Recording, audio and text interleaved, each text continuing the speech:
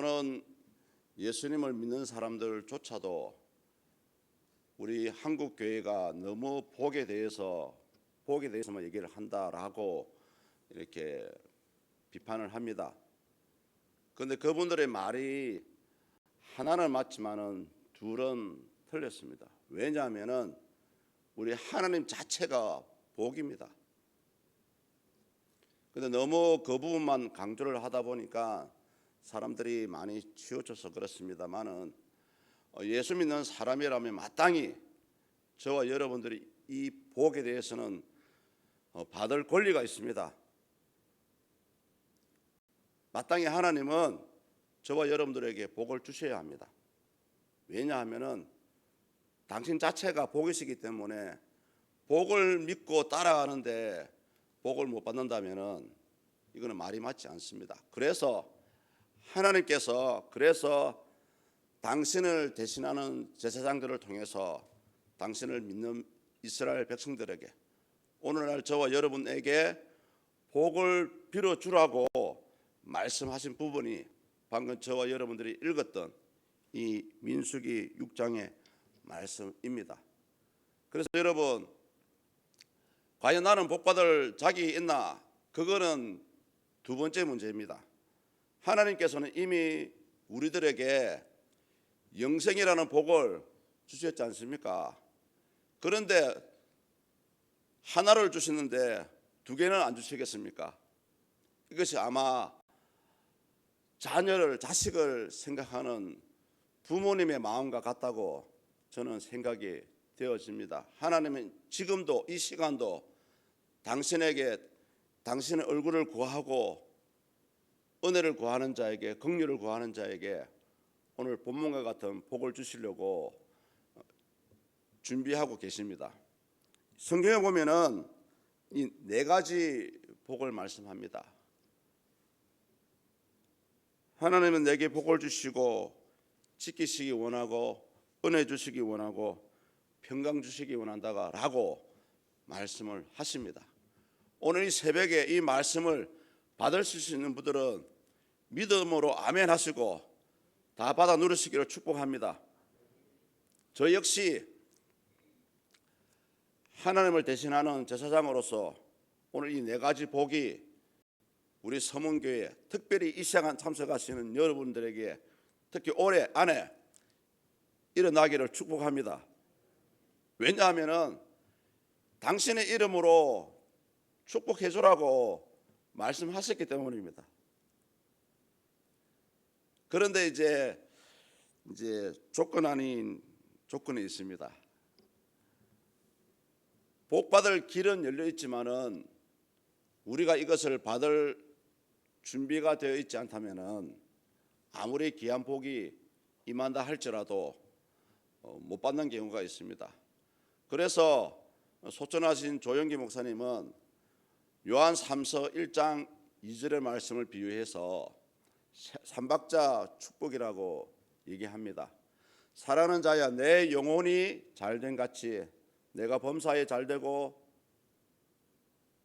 나와 있죠. 이것은 뭐냐면은 내 영혼이 잘된다는 말씀은 뭐냐면은 이것이 조건입니다.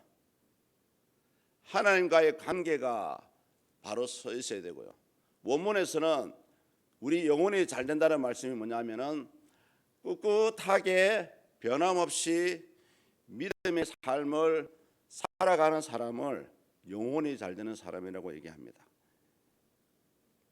비록 코로나 때문에 힘들고 어렵고 나 혼자만 어려운 게 아니고 다 어렵습니다. 모두가 어렵습니다. 그런 가운데서도 변함없이 믿음의 삶을 살아가는 자가 하나님 보시기에 영혼이 잘된 사람입니다. 이런 사람은 반드시 오늘 민수기 6장 22절에서 27절에 나와 있는 하나님의 은혜가 임하실 줄 믿습니다.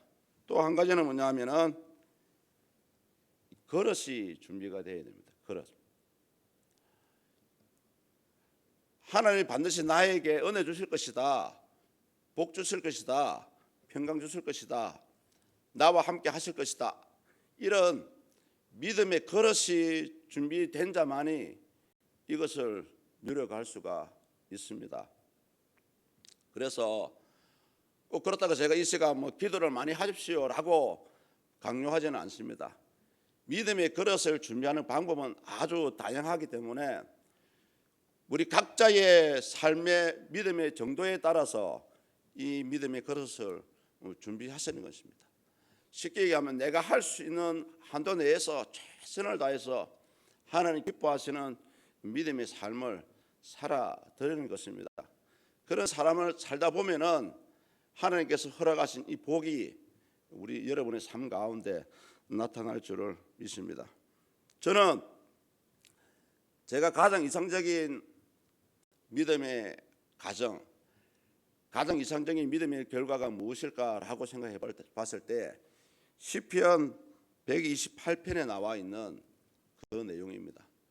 시편 128편에 보시면은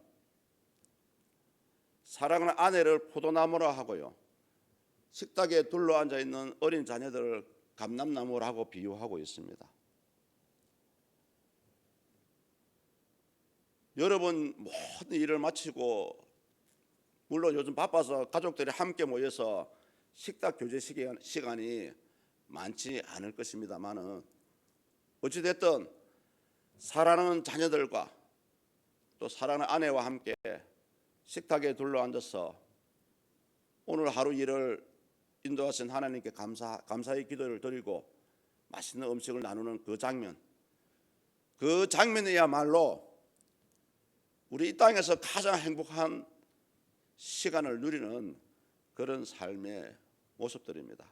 그래서 여러분 할 수만 있다면은 매일매일은 힘들겠지만은 또 자녀들의 또 성장해서 멀리 출타하고 있을 것이고, 할 수만 있다면은 한 달에 한 번 정도는 이렇게 사랑하는 자녀들과 모여서 함께 은혜를 나누고 맛있는 음식을 나누는 그런 모습을, 또 그런 삶을 살아갔으면 좋겠습니다. 너무 삶에 얽매이다 보면은 실질적으로 하나님이 주시는 그 은혜, 그 축복의 삶을 누리지 못한다고 생각되어집니다. 이제 새해를 시작하는 시점이고요. 이미 2022년도 1월 달은 시작이 되었지만은 아직은 설날이 남아 있습니다. 아직까지는 1월 달 한 달 동안은 새해입니다. 이 새해를 계획하실 때에 오늘 이 본문 말씀을 꼭 기억하셔서 하나님이 우리 가정에 나에게 하나님이 복을 주시고 또 하나님의 나를 지키시고 은혜 주시고 평강을 주실 것이다 하는 그런 믿음의 삶을, 또 그런 말씀을 꼭 기억하셔서 여러분의 삶의 계획 가운데 형통을 누리시기를 축복합니다. 하나님은 지금도 여러분들에게 이 말씀을 또 이 축복대로 역사하실 줄을 믿습니다. 그래서 이 올 한 해 이제 12월 달에 마무리할 때에 진짜 하나님이 이 말씀대로 나에게 복을 주시고 나를 지키셨고 은혜를 베푸셨고 평강을 주셨다는 것을 고백할 수 있는 우리 모두가 될 수 있기를 축복합니다. 기도하겠습니다. 하나님 아버지, 이 시간 주님의 말씀대로 사랑하는 우리 성도님들에게 주님을 대신해서 또 주님의 이름으로 이 시간 축복합니다. 하나님, 이들에게 주님 복을 주시옵소서.